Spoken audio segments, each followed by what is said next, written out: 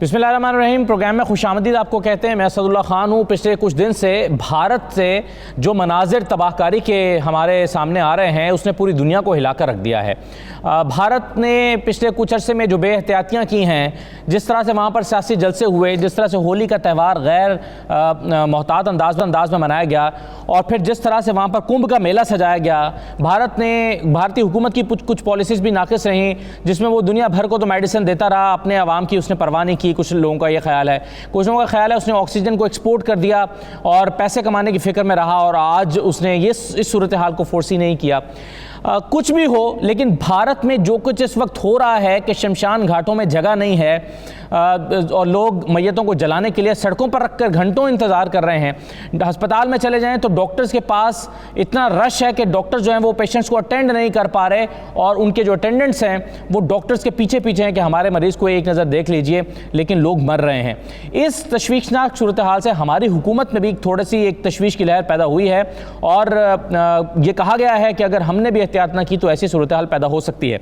आज हम भारत की सूरत हाल से कुछ सबक सीखने के लिए माहिरीन की राय लेंगे। वो क्या कहते हैं, हुआ क्या, भारत में ये सूरत हाल क्यों पैदा हुई और क्या वाकई पाकिस्तान में खदशा मौजूद है कि अगर हम गैर मोहतात रहे तो ऐसा हो सकता है, ऐसी सूरत हाल का सामना हमें भी कर सकता है, ऑक्सीजन की किल्लत का सामना हमें भी हो सकता है। यानी आप देखिए कि आप खुली फ़ज़ा में हैं लेकिन आपको ऑक्सीजन चाहिए और ऑक्सीजन दस्तयाब ना हो तो सांस कैसे लेंगे। इस पर आज हम गुफ्तगू करेंगे प्रोग्राम में। मेरे साथ जो मेहमान मौजूद हैं उनका मैं बताता हूँ। प्रोग्राम के पहले हिस्से में मेरे साथ डॉक्टर नौशीन हामिद साहबा मौजूद हैं, पार्लिमानी सेक्रेटरी सेहत हैं, बहुत शुक्रिया डॉक्टर साहबा। डॉक्टर अशरफ निज़ामी साहब हमारे साथ मौजूद हैं, सदर PMA लाहौर, डॉक्टर साहब बहुत शुक्रिया। डॉक्टर जावेद इकबाल साहब हमारे साथ मौजूद हैं, साबिक principal Quaid-e-Azam medical college Bahawalpur, doctor साहब बहुत शुक्रिया। और डॉक्टर वसीम ख्वाजा साहब हमारे साथ मौजूद हैं, तर्जुमान प्रिम्स अस्पताल। और प्रोग्राम के अगले हिस्से में जाकर हम भारत के एक सहाफ़ी पुनीत पुष्कर को देंगे जो एडिटर है न्यूज़ नेशन दिल्ली के, और वहाँ की सूरत हाल उनसे जानेंगे। मैं डॉक्टर नौशीन हामिद साहब, मुझे सबसे पहले तो ये बताइए कि क्या खुदा ना खास्ता खाकम बदहन हमने अगर गैर मोहतात रवैया जारी रखा तो क्या ऐसी सूरत हाल का सामना हमें भी करना पड़ सकता है? इसका गैर मोहतात रवैया और SOPs को नज़रअंदाज करना ही आज इस सिचुएशन का बायस बना है जो कि भारत में थी।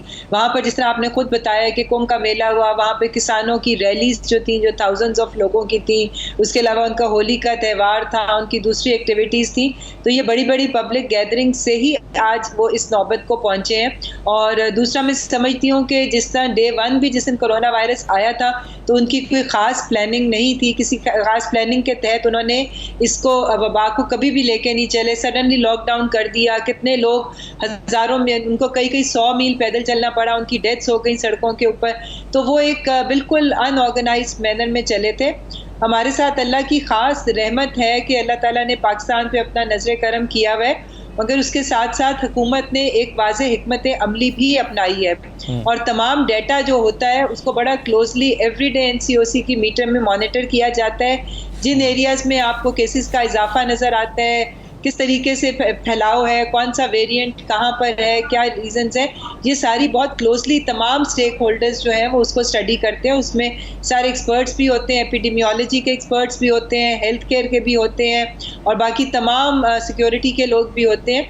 तो मैं समझती हूँ कि पाकिस्तान की मैनेजमेंट जो है उसको इंटरनेशनल लेवल पे भी रिकग्नाइज किया गया है कि हम लोग एक सिस्टमेटिक तरीके से चल रहे हैं और ये एक इवॉल्विंग सिचुएशन है जिसके ऊपर डेली बेसिस के ऊपर डिसीजंस चेंज भी होते हैं, नए डिसीजंस भी होते हैं, नए स्टेप्स भी जो है वो तजवीज़ किए जाते हैं। तो मुझे उम्मीद है कि जितनी क्लोज मॉनिटरिंग हो रही है, अल्लाह ताला हमें इस सिचुएशन से बचाएगा जो इस वक्त हम भारत में देख रहे हैं। ठीक है डॉक्टर जावेद इकबाल साहब, आप एनालाइज कैसे करते हैं कि भारत इस सूरत हाल को क्यों पहुंचा, कैसे पहुंचा, हम क्या सीख सकते हैं इससे?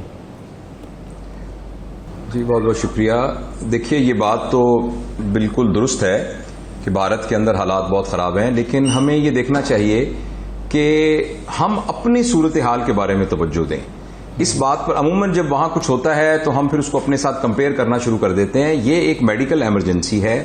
ये जैसे हमारी वो बहन ने बताया, ये बिल्कुल दुरुस्त बात है कि अल्लाह पाक का हमारे ऊपर खुसूसी करम रहा, लेकिन एक फहम वाले कौम को और एक फहम वाले इंसान को और मुआशरे को जो डिपेंड करना चाहिए वो साइंटिफिक नॉलेज के ऊपर डिपेंड करना चाहिए और डाटा पर डिपेंड करना चाहिए और जो कॉज और इफेक्ट का रिलेशनशिप है उसके ऊपर डिपेंड करना चाहिए।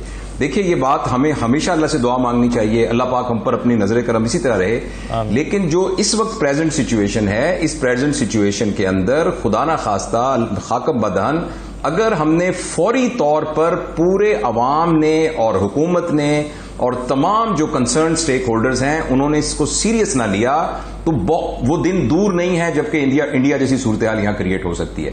मेरे ख्याल के अंदर हमें ऑप्टिमिस्टिक रहना चाहिए मगर गलत खुशफहमी में भी मुब्तला नहीं रहना चाहिए। मैं अभी आ रहा था आपके इसके लिए अपने ऑफिस में रिकॉर्डिंग के लिए गाड़ी पर, तो मैंने देखा कि सड़कों पर उसी तरह से लोग मौजूद थे, रात को लोग उसी तरह से खरीदारी कर रहे हैं। और पिछले दिनों भी एक हुकूमत के किसी शख्स का बयान आया कि कोई बात नहीं, ताजरों को हम कह रहे हैं कि कोई बात नहीं, ईद तक जो है हम उसको देखेंगे। मेरा ख्याल है ये बहुत ही गैर जिम्मेदाराना बात है। हम ये क्यों कह रहे हैं कि हालात खराब हो गए तो फिर हम लॉकडाउन कर लेंगे? हमें जब नजर आ रहा है, जब हम ग्राफ को देख रहे हैं कि ग्राफ नीचे की तरफ जा रहा है और हमारे बिल्कुल पड़ोस में अक्रॉस द बॉर्डर आपके सामने लोग सड़कों पर तिलमिला रहे हैं, तो हम किस बात का इंतजार कर रहे हैं? बहुत अच्छी बात है, हमारा जो इदारे हैं वो बहुत मेहनत कर रहे हैं, बहुत साइंटिफिकली स्टडी कर रहे हैं, लेकिन इसको फौरी तौर पर सीरियस लेना पड़ेगा, सड़कों के हुजूम को खत्म करना पड़ेगा, हुकूमत को, वजीर आजम साहब को, वजीर आला साहब को आके ये कहना पड़ेगा कि इस दफा की ईद सादा मनाएंगे। मैं भी सादा कपड़े पहनूंगा, वो तो पहले भी वैसे सादा ही पहनते हैं, कि सब सादा कपड़े पहनेंगे, इस दफा कोई खरीदारी नहीं करेंगे, हम बाजारों में नहीं जाएंगे, हम सब। तो इसके लिए बहुत नेशनल लेवल पर कैंपेन करने की जरूरत है मेरे ख्याल में।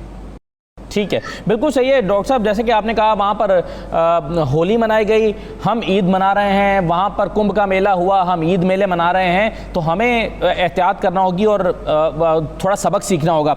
डॉक्टर अशरफ निज़ामी साहब, अभी साइंटिफिक डेटा की बात हो रही थी, क्या डेटा है आपके, आदादा शुमार क्या हैं? हमारे यहाँ जो शरह अमवात है और पॉजिटिव आने की जो शरह है, क्या ये पिछली दोनों दफ़ा से ज़्यादा नहीं है? और बहुत सारे केसेस में तो ये रिपोर्ट ही नहीं हो रहा। यानी मैं पर्सनली अगर ऑब्जर्व करूं इस सोसाइटी को, अपने दाएं बाएं के लोगों को, तो मुझे लगता है कि 50% से कम लोग रिपोर्ट हो रहे हैं। बहुत सारे लोग तो अपना टेस्ट नहीं करवाते, या तो ठीक हो जाते हैं या फिर मौत के मुंह में चले जाते हैं। शुक्रिया सर। देखें, मैं समझता हूँ कि हम मतलब मिन हैसुल कौम और हुकूमत बिलखसूस हम उनमें से हैं जो कि कभी भी सीखते नहीं और गालिबन हम सीखना चाहते नहीं। ये जैसे मेरे मतलब सीनियर दोस्त प्रोफेसर जावेद इकबाल साहब ने फरमाया कि हमारे ऊपर अल्लाह की ख़ास करम नवाजी रही। बेशक ये हमारे ऊपर अल्लाह की करम नवाजी रही, लेकिन अगर सच्ची बात की जाए तो हमारे गुण कोई ऐसे ना थे। पहले हमने पिछला जो था, पिछले साल के अंदर तफ्तान के अंदर हमने छोड़ा, तफ्तान से लोग आए और हमारे आपने देखा कि यहाँ पे कोविड जो है जैसे फैला और जो कुछ हुआ पिछले अप्रैल मई जून के अंदर आके, अब जो आने के लिए साथ है कि हमने जब इससे यूके से लोगों ने फ़्लाइट्स बंद की, हमने कोई चेकअप नहीं किया एयरपोर्ट्स के ऊपर, और हमारा जो रवैया था मतलब हुकूमती एतबार से एयरपोर्ट्स के ऊपर एतबार के ऊपर से, वो भी हमारा बड़ा मतलब ऐसे ज़िम्नन सा था। और हमें फिर ये भुगतना पड़ा कि आज हमारे यहाँ जो कोविड के पेशेंट्स हैं किस कदर तेज़ी के साथ फैले और हमारा नंबर किस कदर बड़ा हो गया। फिर हमने मज़ीद एक मतलब इंसानी हमदर्दी और मजहबी रवादारी का दिखाना चाहा और इंडिया से हमने सिख भाइयों को बुला लिया। अब जब वो वापस गए तो उनके अंदर 200 मरीज़ पॉजिटिव आए हैं कोविड के, जो कि उन्होंने बॉर्डर पे रोक लिया। मेरा ये मानना है कि ये कोविड पाकिस्तान से लेके नहीं जा रहे थे, बल्कि ये इंडिया से इन्फेक्टेड आए थे और ये इंडियन वेरिएंट के साथ ही था, जो कि इंक्यूबेशन पीरियड के साथ they stayed with us, infect हुआ और वापस पे आके जाने उनके साथ आ गया। हैविंग सेड कि हमारे और हुकूमती इक़दामात ये जो मैं समझता हूँ कि बिल्कुल भी कोई ठीक नहीं है, जो हमें करना चाहिए। और जैसे again I will refer to Javed Iqbal साहब जो उन्होंने कहा कि हमारे मुआशरती रवैये, हमें बिन हैसुल कौम कैसे क्या करना चाहिए और हुकूमत को क्या करना चाहिए, उसके हवाले से हम बहुत पीछे हैं। अभी मैं आपसे एक चीज़ शेयर करूँ कि 21 अप्रैल 2020 को अगर कंफर्म केसेस थे तो 1115 थे। उनमें से एक्टिव केसेस जो पाकिस्तान के अंदर थे वो 839 थे। ज़रा गौर कीजिएगा, एक साल पहले जी, अप्रैल के अंदर, यही मतलब 21 अप्रैल, बाकायदा मैं डेट के साथ ही कह रहा हूँ 21 अप्रैल, चूँकि हमने आज पाकिस्तान मेडिकल एसोसिएशन की तरफ से प्रेस कॉन्फ्रेंस की है तो ताज़ा उसमें से फिगर्स हमारे साथ आए हैं। तो अब हमारे साथ आज जो हुकूमत कह रही है आज जो हुकूमत कह रही है हमारे पास कंफर्म्ड केसेस 7,90,016 हैं विद रेफरेंस टू 1,115 और एक्टिव केसेस जो एक साल पहले 839 थे आज 86,529 86,529 केसेस हैं। हमारे यहाँ पॉजिटिविटी जो जारी है आप मतलब देख रहे हैं कि 18% से लेके 75% तक है। सरगोदा के अंदर 75% चलेगी। KPK के हमारे जो है हमारे कुछ शहर उनके अंदर कहीं 45% है, कहीं 20% है। आज लाहौर के अंदर और कराची जो कि अभी तक हम समझते हैं कि सिंध बचा हुआ था, वहाँ भी पिछले 2 दिनों के अंदर 100% ऊपर चली गई है। 4%, 8%, 9% के ऊपर चली गई है। सो हैविंग सेड कि जिस कदर ये बड़ा नंबर आ रहा है और ये मैं समझता हूँ कि बिल्कुल दुरुस्त है हमारी डॉक्टर नौशीन जो कह रही हैं कि हमारे रवैये या मुआशरती रवैये, लेकिन एक बात माननी चाहिए कि यही जो जावेद इकबाल साहब ने कहा, तो मैं नाम भी ले दूँ, ये जनाब वजीर हैं, ये NCOC के चेयरमैन है जिन्होंने फरमाया कि जल्दी जल्दी शॉपिंग कर लो। ये किसी आम आदमी ने या आम मतलब ऐसे पॉलिटिकल ने नहीं कहा। ये NCOC जिसके लिए डॉक्टर नौशीन कह रही है कि बहुत अच्छे काम कर रहे हैं, ये उन्होंने फरमाया है कि अभी आप शॉपिंग कर लें ईद से पहले, ताकि अगर खासा कल करे। रश तो आप देख ही रहे हैं, रश कैसा रश अगर देखें 6 बजे तक है एंड जो मतलब देखें कि फिर कैसे शहरों के अंदर कैसे अनारकली चले जाएं, बाकी बाजारों के अंदर चले जाएं और जैसे रवैये हमारे सामने देखने के अंदर आ रहे हैं। और चूंकि लोग हुकूमत को देखते हैं, हुकूमत को देखते हैं, हुकूमत क्या कह रही है, हुकूमत की तरफ से हमें मैसेज क्या कन्वे हो रहा है, जैसा मैसेज कन्वे होता है वो। अच्छा, अब अस्पतालों में सूरत हाल क्या है सर? मेरे साथ वसीम ख्वाजा साहब मौजूद हैं, पिम्स अस्पताल से मीडिया कोऑर्डिनेटर हैं, तर्जुमान हैं। वसीम ख्वाजा साहब, मुझे ये बताइए, रिपोर्ट्स ये हैं कि पिम्स अस्पताल में जो है वो ऑक्सीजन का इस्तेमाल 300 गुना बढ़ गया है और वहाँ पर कोविड के मजीद जो पेशेंट्स हैं उनको नहीं लिया जा रहा। वहाँ पर अगर कोविड के पेशेंट्स आते हैं उनको रेफर कर दिया जाता है दूसरे अस्पतालों में। रिपोर्ट्स ये हैं, ऐसे ही है सर? देखिए, बिल्कुल देखिए, जिस तरह उन्होंने कहा है कि जब पिछले साल हमने जब बनाया था आइसोलेशन वार्ड, उसमें 15 बेड्स थे, वेंटिलेटर के लिए हमने 15 बेड्स थे, और अब देख लें हमने 200 बेड्स किए हैं और 200 के 200 जो है पेशेंट जो है उसमें सारे वहाँ पे मौजूद है कोरोना के, और तमाम के तमाम ऑक्सीजन पे हैं। पिछले मरतबा हर किसी ऑक्सीजन की ज़रूरत नहीं पड़ती थी, अब हर किसी को ऑक्सीजन की ज़रूरत है। और इसके अलावा 200 बेड्स पूरे हो गए। इसके अलावा एमरजेंसी में हमने इनकार नहीं किया, कई पेशेंट जो है तकरीबन 25 से 30 के करीब मरीज जो हैं वो एमरजेंसी में भी ऑक्सीजन पे हमने उनको रख लिया, कि वहाँ पे भी ऑक्सीजन का है, कि वहाँ पे कोई दमे के मरीज आते थे, कोई और सांस का मसला होता था, तो हमने वहाँ पे कोरोना के मरीजों को भी वहाँ पे हमने ऑक्सीजन देनी शुरू कर दी है और लोगों को हम गाइड भी कर रहे हैं। इसके अलावा गवर्नमेंट ने एक और अस्पताल भी बनाया NIH के सामने, जहाँ पे 2000 करीब बेड्स हैं, और वैक्सीनेशन भी हम यहाँ पे हम कर रहे हैं और लोगों को यही साथ साथ बताते जा रहे हैं कि खुदा के लिए SOPs को फॉलो करें, बैलेंस डाइट का इस्तेमाल करें, ठीक है, नीम गर्म पानी का इस्तेमाल करें, पानी की भाप लें, मुतवाज़न ग़िज़ा इस्तेमाल लाजमी करें। तो अस्पतालों पर अल्लाह ताला को याद करें। अस्पताल अपने फुल पर पहुंच गए हैं डॉक्टर साहब, यानी आप ये कह रहे हैं कि घर पर एहतियात करें, अस्पतालों में मजीद लोग ना आए, अगर आएंगे तो हमारे पास गुंजाइश नहीं है। और ये पिम्स अस्पताल का है, तो ये लाहौर के अस्पतालों में भी कईयों में यही सूरत हाल है। बिल्कुल ये फुल हो गया, हमारा पूरा अस्पताल फुल हो गया। और कभी तो डेथ्स होती है तब तो बेड खाली होंगे, लेकिन इतनी ज़्यादा डेथ्स तो नहीं है, लेकिन लोगों को चाहिए कि वो नौबत ही ना आए कि वो अस्पताल में आए। कोशिश ये करें, SOP फॉलो करें। ठीक है। अच्छा, जावेद इकबाल साहब, सर मसला अब ये है कि यहाँ पर जो सरकारी अस्पताल हैं वहाँ पर वेंटिलेटर तो मिलता नहीं है, और आपको पता है कि वेंटिलेटर चाहिए होता है इस तरह के मरीजों में जहाँ ऑक्सीजन कम हो गई, 60 पर चली गई, वेंटिलेटर की जरूरत रहती है। सरकारी अस्पतालों में वेंटिलेटर्स ऑक्यूपाइड रहते हैं, और प्राइवेट हॉस्पिटल्स में अगर आप चले जाएं तो एक आम आदमी रोजाना 40-50 हज़ार रुपये अफोर्ड नहीं करता।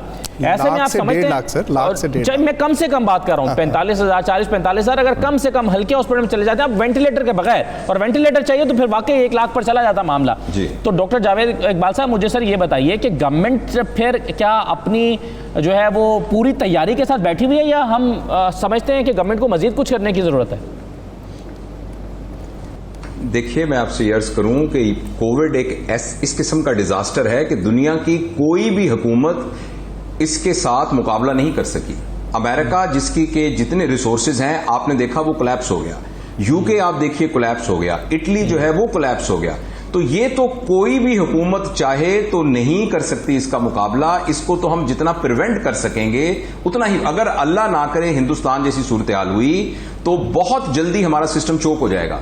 और ये हमारा नहीं, किसी का भी चौक हो जाएगा। इस बात से कोई इनकार नहीं है कि पिछले दिनों हमारी पंजाब का मुझे मालूम है, पंजाब की हुकूमत में वेंटिलेटर्स की तादाद को बढ़ाया गया है, उसकी कैपेसिटी को भी बढ़ाया गया है, उसकी ऑक्सीजन प्रोड्यूस करने की कैपेसिटी को भी बढ़ाया गया है।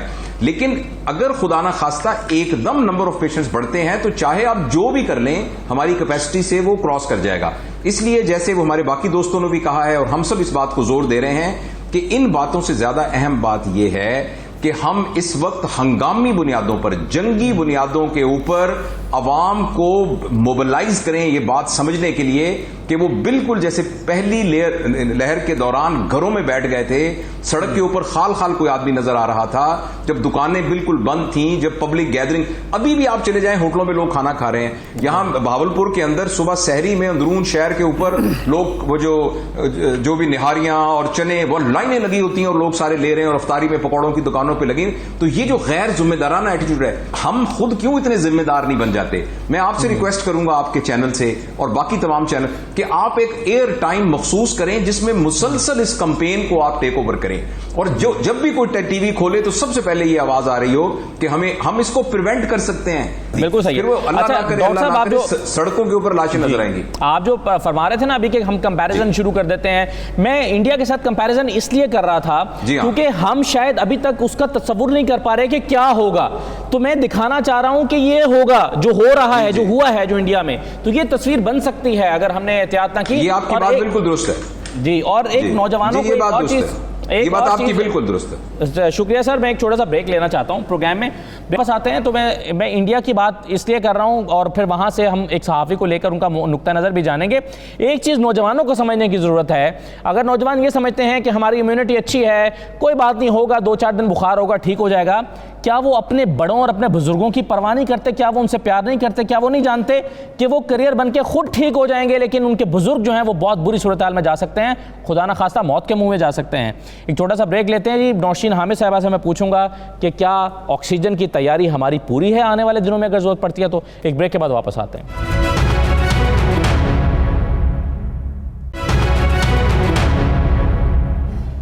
दोबारा आपको खुशामदीद कहते हैं। भारत की बात कर रहे थे और जिस तरह से मैंने अभी जिक्र किया कि हम लोग शायद उस बुरी सूरत हाल का या बदतरीन सूरत हाल का तस्वुर नहीं कर पा रहे क्योंकि हमने वो देखी नहीं है।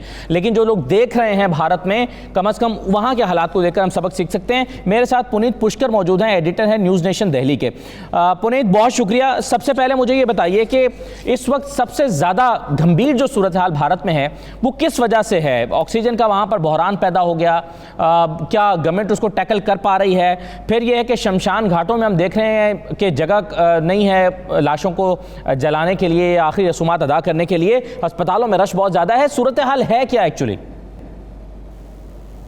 अस्पतालों में देखिए रश बहुत ज़्यादा है, कैपेसिटी से ज़्यादा पेशेंट्स पहुंच रहे हैं क्योंकि एक पेंडेमिक है।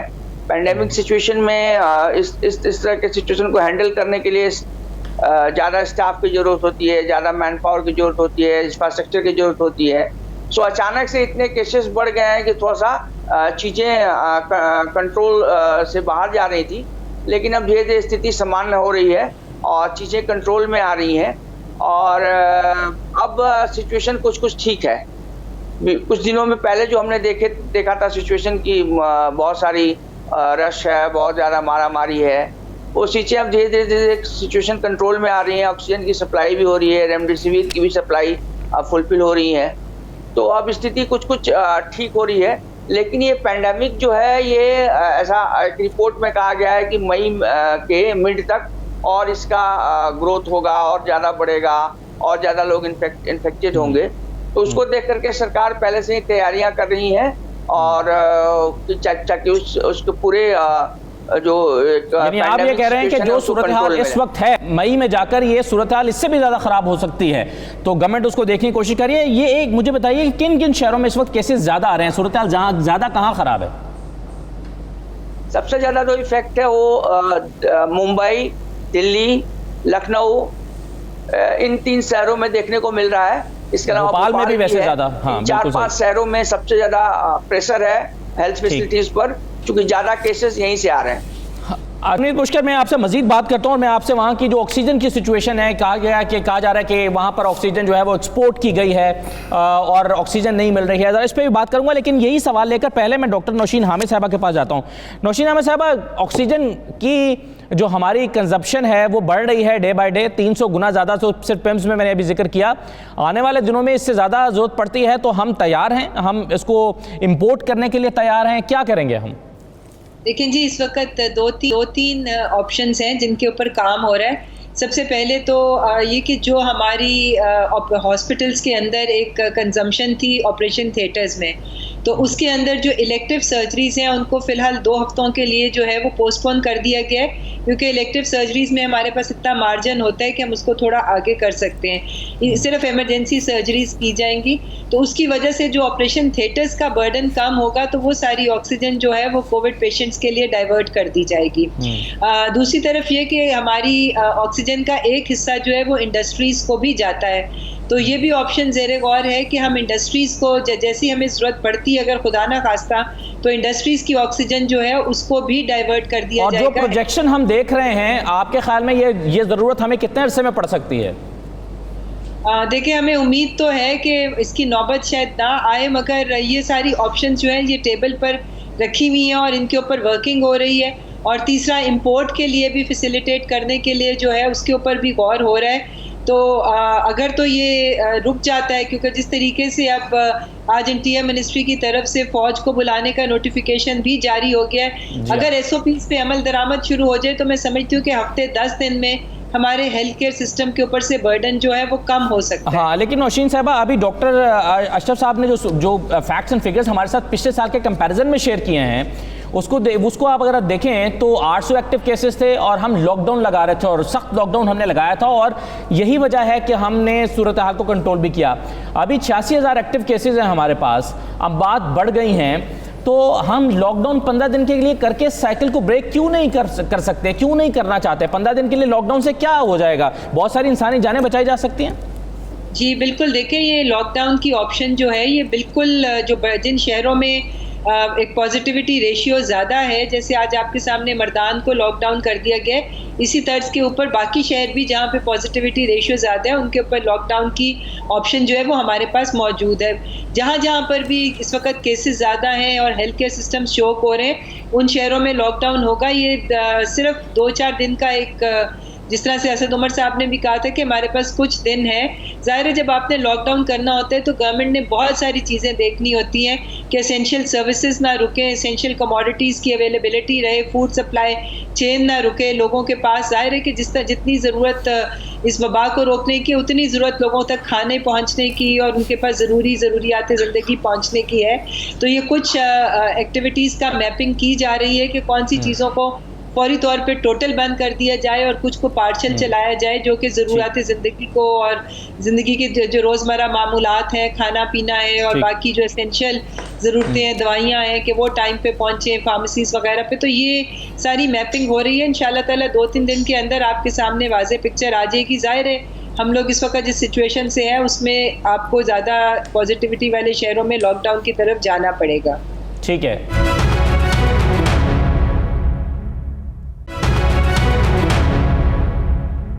अशरफ निज़ामी साहब, सर आपकी राय।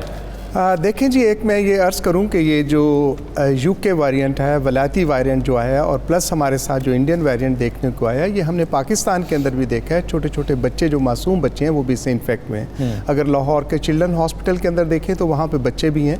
पहले जो थी हमारी लहर, उसके अंदर हम देख रहे थे कि बच्चियाँ जो थीं उसके अंदर ज़्यादा इफेक्ट नहीं हो रही थी और ख़वातीन भी कम हो रही थी, और इसी वजह से हमने पहली वेव के अंदर ये कहा था कि जो हमने ड्यूटीज़ लगाई थी नर्सिंग की, फीमेल डॉक्टर्स की, लेकिन अब जो देखने के अंदर आया है कि ये ख़वातीन को, नौजवान बच्चों को भी उसी तरह से बुरी तरह से इफेक्ट कर रहा है, बच्चों को भी बुरी तरह इफेक्ट कर रहा है। और जैसे मेरे कॉलीग डॉक्टर साहब ने दिल्ली से भी ये कहा कि वहाँ पे दिल्ली के अंदर ये देखने को मिल रहा है। नो डाउट कि पाकिस्तान के अंदर ये चीज़ें अभी कम हैं, लेकिन देयर इज़ एक तो ये बात कि जो UK वेरिएंट है इसका 70% ये तेज़ी से फैलता है। अब इसके साथ जो इंडियन मिल के आया है ये और ज़्यादा ख़तरनाक है, जो कि तेज़ी के साथ इंसान के अंदर जो ऑक्सीजन है, सैचुरेशन, उसको नीचे की तरफ लेके जाता है। तो मैं मैं समझता हूँ कि इस वक्त पाकिस्तान के अंदर जो हालात, मैडम नौशीन जो फरमा रही थी डॉक्टर साहिबा के वहाँ NCOC देख रहे हैं, बट आई भी फील कि 7 से 15 दिन के साथ हमारे साथ इंक्यूबेशन पीरियड होता है। Already we are facing it, we are passing through this phase, और उस वक्त ये फैसला करेंगे when it will be too late. ये आपने प्रीएम्प्ट करके चीज़ों को देख के जब तक पहले नहीं आएंगे, अगर आज को हार्ट या उधर जहाँ लगा दिया इन्होंने कि लॉकडाउन कर दिया गया, लेकिन what has happened over there, और उसके साथ हफ्ते के अंदर जो कुछ चीज़ें आएंगी वो भी हमारे सामने आएगी, जो नज़र आएगी। आई फील पर्सनली कि आज हमें लॉकडाउन की नहीं बल्कि कर्फ्यू की ज़रूरत है। अगर पाक फ़ौज को बुला लिया है तो पाक फ़ौज के साथ हमें ज़रूरत है कि लोगों के साथ। और दूसरी मैं आपके साथ अर्ज़ करूं असद कि देखें, अब मरीज़ आ रहे हैं और आप जो ज़ोर भी दे रहे हैं, और वहाँ इस्लामाबाद के पिम्स के अंदर जैसे हमारे डॉक्टर साहब कह रहे हैं कि वहाँ 100% बेड्स जो ख़त्म हो गए और नहीं है, तो हमने एक कहा है कि there are the private medical colleges जिनके साथ माशाल्लाह बहुत अच्छे अच्छे हॉस्पिटल्स मौजूद हैं। Now this is the time where the health emergency is over now government has to come forward, उनके साथ मिले, उनके साथ नेगोशिएट करे, या उनको टेम्परेरीली नेशनलाइज करती है, व्हाटसएवर द केसेस। पेशेंट्स केयर की खातिर लाहौर के अंदर भी आपने देखा कि मेयो हॉस्पिटल के साथ 100% बेड ऑक्यूपेंसी चली गई है। LGH के अंदर यही हालात हैं, जिना के अंदर भी यही, वेंटिलेटर मौजूद नहीं है, अवेलेबल नहीं है। मेरा जो और एक खदशा है, एक हम कहते हैं कि first liner is the medical professional. मैं समझता हूँ कि फर्स्ट लाइनर ये आवाम है जो कि बाहर फिर रहे हैं और उनके साथ वो इन्फेक्ट हो रहे हैं। आपको पता है कि सर्विसेज हॉस्पिटल के अंदर 110 डॉक्टर्स जो हैं दैट हैज बीन इन्फेक्टेड। कितने हमारे हेल्थ प्रोफेशनल्स जो हमें इससे इन्फेक्ट हुए हैं, और ऐसी कैफियत जो दिल्ली के अंदर आ जाई है कि वहाँ पे लोग पड़े हैं लेकिन उनको देखने वाला नहीं है, और जब आपके यहाँ पे प्रोफेशनल्स ही अगर इन्फेक्ट हो जाएंगे तो मैं डॉक्टर जावेद साहब के पास चला जाता हूँ, फिर मैं दिल्ली से और बाकी भारत के शहरों से मनाजिर आपको दिखा देता हूँ, शायद उसे देखकर हम लोग कुछ सबक सीखने की कोशिश करें। लेकिन डॉक्टर जावेद साहब, मुझे सर ये बताइए, जो मैं आपसे पैगाम नौजवानों के लिए लेना चाह रहा था, जो बिल्कुल एक केयरलेसनेस की सी सूरत हाल में है, जो परवाह ही नहीं कर रहे हो, ना अपनी कर रहे हैं ना अपने बड़ों की कर रहे हैं। आप सर माशाल्लाह अल्लाह ताला ने आपको मोटिवेट करने की सलाहियत से नवाजा है और बहुत लोग आपको बहुत सुनते हैं। मैं चाहूंगा आप पैगाम तो दें जरा कौम को, मोटिवेटेड नहीं सर, लर्नर टीचर है, नौजवानों को। जी हां, टीचर मेडिकल प्रोफेशन के बहुत बड़ा नाम है इनका। जी हां, बहुत शुक्रिया। लेकिन पहले तो मैं वो जो डॉक्टर साहब की बात सुनकर मैं ये कहना चाहता हूँ कि हम सब पाकिस्तानी हमारे पड़ोसी मुल्क में जो मर रहे हैं, जो बच्चे हैं, उनके दुख में बराबर के शरीक हैं। हमें इस बात का इजहार करना चाहिए कि इंसानियत का कहीं एक जगह पर भी कोई मौत होता है तो वो पूरी इंसानियत का एक मौत होती है। तो हमारे पड़ोस में जो कुछ हो रहा है, हमें इस बात का बहुत दुख है, और हमारी सिंपैथीज और हमारा लव और हमारी केयर उनके साथ है और दुआएं उनके साथ है। पहले तो मैं ये बात अर्ज करना चाहता हूँ। दूसरी बात जो मैं आपके साथ अर्ज करना चाहता हूँ वो ये है कि हमारे दोस्त हैं महमूद शौकत साहब, जो कि ये कोरोना को देख रहे हैं और वो प्रिंसिपल से रिटायर हुए बोर्ड के चेयरमैन है। वो खुद कोरोना में मुब्तला हुए तो उनकी एक 20 सेकंड की वीडियो आई थी जिसपे उन्होंने ये कहा था कि आपकी सोच से भी ज्यादा खौफनाक बीमारी है ये कोरोना। जब आपके सामने ऑक्सीजन भी मौजूद होती है और आप सांस नहीं पा रहे होते, जब ऑक्सीजन आपके अंदर जा रही, ऐसे लग रहा होता है जैसे 10 बंदों ने आपका गला घूंटा हुआ है, ये वाली कैफियत आपके साथ होती है। तो और मैं खुद कोरोना से गुजरा हूं, मुझे मालूम है कि कोरोना कितनी तकलीफ दे बीमारी है। तो इसलिए आपने जो मुझे कहा है, मैं अपनी जिम्मेदारी निभाते हुए तमाम अपने बच्चों को, नौजवानों को, सबको ये अर्ज करना चाहता हूं कि ये जिस पर गुजरती है उसको पता लगता है कि कोरोना क्या चीज है। ये एक इंतहाई खौफनाक तकलीफ दे बीमारी है, और दूसरा यह है कि इसकी बहुत एविडेंस है कि इसकी बहुत मॉर्बिडिटी और मॉर्टिलिटी है। तो इसलिए खुदा के लिए, मतलब मुझे काश मैं ना फिजिकली कोई हाथ जोड़ के और किसी तरीके से आपको ये अर्ज कर सकूं कि इसको अलार्म समझिए। देखिए, हमारे यहाँ सिस्टम को चोक होने में एक दिन नहीं लगेगा। जैसे वो मैडम कह रही थी ना अभी कि हम देख रहे हैं अच्छे हालात होंगे, आई एम श्योर कि उन्होंने बहुत जबरदस्त प्लानिंग की होगी, लेकिन मेरा नहीं ख्याल कि इस बात में कोई लॉजिक हम तलाश करें कि हम देख रहे हैं कि हालात और खराब होंगे तो फिर हम करेंगे।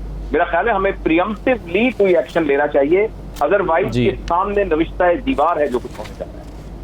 बिल्कुल सही है। और मैं वसीम खान साहब, अगर आप इजाज़त दें तो मैं एक चीज़ पूछना चाहता हूं डॉक्टर नौशीन साहिबा से। मुझे ये बताइए मैडम कि हमने भारत को ये पेशकश की है कि अगर आपको बाईपैप चाहिए या आपको वेंटिलेटर चाहिए, ऑक्सीजन चाहिए, किसी की एक्सरे मशीन्स चाहिए, हम आपकी मदद करने के लिए तैयार हैं। मैं आपसे जानना ये चाहता हूँ कि क्या हमारे पास इजाफी मौजूद हैं जिसकी मदद से मदद कर सकते हैं, क्योंकि अभी तो हॉस्पिटल्स में, सरकारी हॉस्पिटल में वेंटिलेटर्स हमें भी नहीं मिल रहे। जी देखें, इस वक्त हमारे पास आज भी पंजाब में डॉक्टर यास्मीन ने अनाउंस किया है कि हमने नए वेंटिलेटर्स अपने सिस्टम में डाले हैं और एडिशन कर रहे हैं। ऑब्वियसली हम अपनी आवाम के कॉस्ट के ऊपर तो ये चीज़ें उनको नहीं देंगे, इसके लिए कोई इजाफी बंदोबस्त किया जाएगा या बाहर से मंगवा के दिए जाएंगे या जो भी, पर अपने सिस्टम में से हम नहीं निकालेंगे और ना ही हम अपने लोगों को किसी किस्म के ऊपर कॉम्प्रोमाइज़ करेंगे। जी, तो हम बाहर से मंगवा के उनको देंगे तो वो तो यूं तो वो खुद भी शायद कर सकते हैं अगर हमने किसी से लेकर देना है उन्हें तो। जी देखिए, मगर अपने सिस्टम में से तो हम नहीं निकालेंगे ना, ये तो डेफिनेटली फॉर श्योर है कि हम अपने सिस्टम में से नहीं निकालेंगे। जी ठीक है, अच्छा तो चलें, बहुत शुक्रिया। मैं डॉक्टर जावेद इकबाल साहब आपका भी बहुत शुक्रिया, नौशीन आमिर साहब आपका भी। मैं एक छोटा सा ब्रेक लेता हूँ, ब्रेक के बाद पुनीत पुष्कर से करेंगे। डॉक्टर अशरफ निज़ामी साहब हमारे साथ मौजूद हैं, डॉक्टर वसीम ख्वाजा साहब हमारे साथ मौजूद हैं, उनसे ज़रा बात करते हैं और थोड़ा सा 15-20 दिन के बाद की सिचुएशन, 15-20 दिन के बाद के जो हालात हैं उस पर झांकने की कोशिश करते हैं कि क्या सूरत हाल हो सकती है आज को देखते हुए। एक ब्रेक लेते हैं जी, ब्रेक के बाद वापस आते हैं।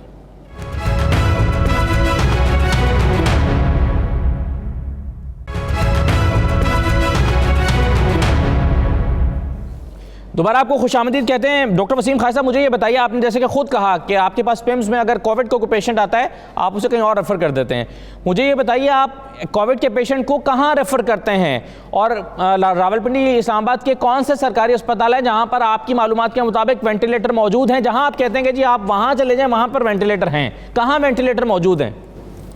ये वेंटिलेटर के बारे में ये बताना चाहूँगा। पहले कहते हैं जी इतने पेशेंट को ज़रूरत है वेंटिलेटर्स की, इतने, तो वेंटिलेटर पे दुआ करें कि वेंटिलेटर पे जाने की ज़रूरत ही ना पड़े। क्यों? वेंटिलेटर चाहे करोड़ों के हिसाब से वेंटिलेटर्स हैं, लेकिन जो है ना पेशेंट जो है सिर्फ 1% बचता है जो वेंटिलेटर पे आता है। 99% पेशेंट्स की डेथ होती है क्योंकि वो बहुत इतने सीरियस होते हैं कि वेंटिलेटर्स पे वक्ती तौर पर जाते हैं। तो उसकी नौबत ही नहीं आनी चाहिए। आपने SOPs को इतना फॉलो करना चाहिए कि आप वेंटिलेटर पर ही मरीज़ ना जाएँ, उस पर तवज्जो देनी चाहिए। बाकी जिसकी मैं बता रहा हूँ, गवर्नमेंट का भी अस्पताल बनाया हुआ है जहाँ पे हम रेफर कर देते हैं, वहाँ पे वेंटिलेटर्स भी है, वैक्सीनेशन भी है और वहाँ पे दाखिले की भी है। तो जैसे किसी को भी कोई मसला हो तो पेश में आके हमसे आपके ख्याल में डॉक्टर साहब मामला जो है वो आपके ख्याल में कंट्रोल में है मामला सारे? यानी आने वाले दिनों में अगर हमें ऑक्सीजन चाहिए होगी, वेंटिलेटर्स चाहिए होंगे, तो सब चीजें हुकूमत के कंट्रोल में है, हुकूमत की प्लानिंग मुकम्मल है? एज एन एक्सपर्ट कैसे देखते हैं आप? देखिए, इसमें वही बात है कि वेंटिलेटर पे जाने का फ़ायदा कोई नहीं, पहली बात। दूसरी बात ये आवाम को चाहिए SOP फॉलो करें ताकि ज़्यादा लोग मरीज़ बीमार ना हो। ज़्यादा जब बीमार होंगे, जिनको ऑक्सीजन की ज़रूरत पड़ेगी, इलामतें मुख्तलिफ होंगी, तो फिर ज़ाहिर बात है फिर पेचीदगियाँ होंगी, ज़ाहिर बात है। तो ये बेसिकली जो है ना आवाम पे है, डिपेंड करता है कि वो SOPs को फॉलो करें ताकि नौबत ही ना आए कि उनको दाखिले की ज़रूरत पड़े, उनको पेचीदगियाँ हों, उनको वेंटिलेटर पर जाना पड़े। और जो टाइम के साथ जितना मरीज़ बढ़ते जाएंगे, ज़ाहिर बात है बेड सारे फुल होते जाएंगे। हम भी कोशिश करेंगे अल्लाह करेगा पिम्स का पूरे अस्पताल ऑक्सीजन सबसे पहली ज़रूरत है जो हुकूमत के पास एक वाफिर मिकदार में मौजूद होनी चाहिए और हुकूमत को ये सोच के रखना चाहिए ऑक्सीजन की जरूरत क्या होगा। और यही सवाल मैं पुनीत पुष्कर के पास लेकर जा रहा हूँ। पुनीत, मुझे ये बताइए कि वहाँ पर ऑक्सीजन की शॉर्टेज क्यों पैदा हो गई? ये भी एक कहा गया कि वहाँ से जी ऑक्सीजन एक्सपोर्ट हो गई, हुकूमत ने आने वाले दिनों को फोर्स ही नहीं किया कि क्या हो सकता है और ऑक्सीजन बाहर भेज दी और अब उन्हें मसला दरपेश है। तो क्या हुआ ऑक्सीजन के हवाले से? नहीं हुआ। एक्सपोर्ट का मामला वो पहले का था। एक्सपोर्ट चूंकि वो पहले से ही डील होती है कि हम यहाँ से इतना ऑक्सीजन एक्सपोर्ट करेंगे, तो वो डील के तहत हुई थी। लेकिन उस समय सरकार को ये अंदाज नहीं था कि ये पेंडेमिक इस तरह से फैल जाएगा और इस तरह से लोगों को परेशानी देगा। तो अभी ऑक्सीजन की सप्लाई जो है कमोबेश सब जगह पे बहाल कर दी गई है। ऑक्सीजन ट्रेन से ऑक्सीजन स्पेशल ट्रेन चल रही हैं ग्रीन कॉरिडोर बना करके। इसके अलावा टैंकर से सप्लाई हो रही है। जो ऑक्सीजन प्रोडक्शन प्लांट्स हैं उनको रैंप अप करने के लिए बोला गया है, उनका प्रोडक्शन बढ़ रहा है और धीरे धीरे सभी अस्पतालों में सही है। आप कह रहे हैं कि पहले से लोगों के साथ जिनके साथ आपके उनको भेजा, लेकिन एग्रीमेंट्स तो वैक्सीनेशन के कनाडा के साथ है, लेकिन आपने वो मनसूख कर दिया। आपने कहा कि नहीं, हम पहले अपनी वैक्सीनेशन करेंगे फिर किसी और को देंगे। तो बहरहाल, अच्छा, मेरा एक सवाल और है आपसे, और वो ये कि हम देख रहे हैं कि जो अमवात हैं भारत में वो 2700 3000 रिपोर्ट हो रही हैं, लेकिन लोगों का ख्याल है, माहिरीन का ख्याल है कि इससे कहीं ज़्यादा हो रही हैं। और जो सूरत हाल हम शमशान घाटों में देख रहे हैं कि वहाँ पर आखिरी रसूमात अदा करने के लिए घंटों लाइनों में मैयतें लगी हुई हैं, सड़क पे पड़ी हुई हैं, तो क्या ऐसी ही सूरत हाल है वहाँ पर शमशान घाट में? देखिए, शमशान घाटों पे अगर आप एग्जाम्पल लें, अगर आपके घर में एक बाथरूम है और 4 लोगों को जाना है तो रश तो होगा ही। इसी तरह की सूरत हाल से ज़्यादा हो गई डेड बॉडीज। अचानक से केसेस बढ़े हैं, लोगों की मौतें हो रही हैं, तो उन पर जाहिर तौर पर स्मशान घाटों पर प्रेशर तो बढ़ेगा, लेकिन धीरे धीरे अब स्थितियां सामान्य हो रही हैं और सरकार, अच्छा मुझे ये बताइए कि स्टेट गवर्नमेंट और सेंट्रल गवर्नमेंट दोनों स्थितियों को मैं एक सवाल आपसे करना चाह रहा हूं, क्या हेल्थ सिस्टम जो चोक हुआ है भारत का वो क्यों हुआ है? क्या हेल्थ सिस्टम कमजोर था या पेशेंट बहुत ज्यादा आ गए? देखिए जो पेंडेमिक है, पेंडेमिक इस बार जो है ये पेंडेमिक जो है वो अपर मिडिल क्लास को ज्यादा स्ट्रक कर रहा है। ठीक, तो अपर मिडिल क्लास चूंकि इकोनॉमी का बैकबोन होता है और वो अपर मिडिल क्लास ज्यादा परेशान है इस पेंडेमिक की वजह से। और अस्पतालों में गवर्नमेंट एंटिसिपेट नहीं कर पा रही थी कि इस तरह का सिचुएशन अचानक से बढ़ जाएगा। तो ऑब्वियस है कि अस्पतालों में रश होगा, अस्पतालों में चीजों की कमी होगी, लेकिन इस सिचुएशन को धीरे धीरे कंट्रोल में लाया जाएगा। सही है, और यही बात हम यहाँ पर जोर दे रहे हैं कि को एंटिसिपेट करना चाहिए। मैं आखिरी सवाल मेरा आपसे ये है पुनीत पुष्कर साहब कि पाकिस्तान की गवर्नमेंट ने ऑफर किया है गवर्नमेंट ऑफ इंडिया को कि अगर वो चाहें तो हम उनकी हेल्प कर सकते हैं। इसी तरह से फैसल ईदी साहब ने, हमारा जो इदारा है ईदी का, उन्होंने ऑफर किया है 50 अपनी एम्बुलेंसेज का अगर आपको चाहिए तो। क्या जो गवर्नमेंट ऑफ इंडिया है वो इसको संजीदगी से इस पर गौर कर रही है? क्या वो इसको एक्सेप्ट करने जा रही है? पाकिस्तान के ईदी फाउंडेशन और पाकिस्तान के जनरल पब्लिक का जो रिस्पांस है वो बहुत अच्छा है, हम इसका वेलकम करते हैं। और ये अब गवर्नमेंट को डिसाइड करना है, गवर्नमेंट ने डिसाइड करना है कि अब आगे क्या करना है, किस तरह की हेल्प करनी है, लेनी है। तो ये अप टू गवर्नमेंट है, लेकिन एज ए इंडिया पाकिस्तान के सिटीजन्स की तरफ से जो रिस्पॉन्स आया है उसका इंडिया में वेलकम किया जा रहा है।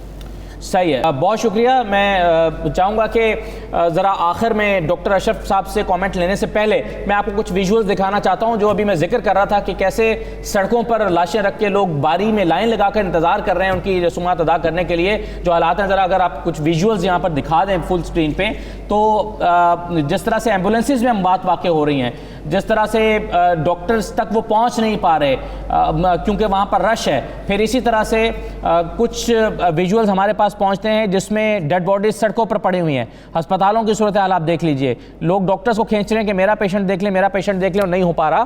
तो कुछ सड़कों के भी मनाजिर दिखा दें, और इसके साथ ही मैं डॉक्टर अशरफ निज़ामी साहब से चाहूँगा कि वो कंक्लूडिंग रिमार्क्स दें और बताएं कि हम ऐसी सूरत हाल में जाने से कैसे खुद को बचा सकते हैं।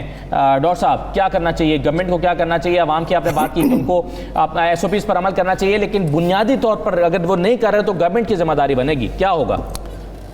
देखिए, मैं आपसे अर्ज़ करूं कि एक चीज़, जैसे आपने इंडियन अपने कॉलीग से पूछा कि व्हाट हैज़ हैपेंड, कि वहाँ के जो हेल्थ सिस्टम है वो चोक हो गया। मैं आपसे ऐसा एक अर्ज़ करूं कि कोविड ने हेल्थ सिस्टम को डिस्ट्रॉय नहीं किया, बल्कि कोविड ने डिस्ट्रॉयड हेल्थ सिस्टम को एक्सपोज करके रख दिया। सो ये बड़ा मेरा पक्का मानना है कि उसकी वजह से ये सारी चीज़ें हुई, जो कि हवा के अंदर चीज़ें, एक प्रिविलेज तबके के खातर सारे सिस्टम आते हैं, और ये जो है हमारे यहाँ बड़ा है कि सदका खैरात और इस किस्म की चीज़ें करके गरीब मरीज़, रादर दैन सेइंग कि जी हमारे नेशनल हैं, हमारे वो यहाँ के शहरी हैं, रिस्पेक्टेबल सिटीजन्स हैं and they have the right. तो हुकूमत की अप्रोच जो है, जब तक वो ठीक ना होगी, निज़ाम की तरफ से अप्रोच ठीक ना होगी, तो चीज़ें ये आपको देखनी पड़ेंगी, वेदर इट इज़ दिल्ली और it is the Islamabad, wheresoever it is.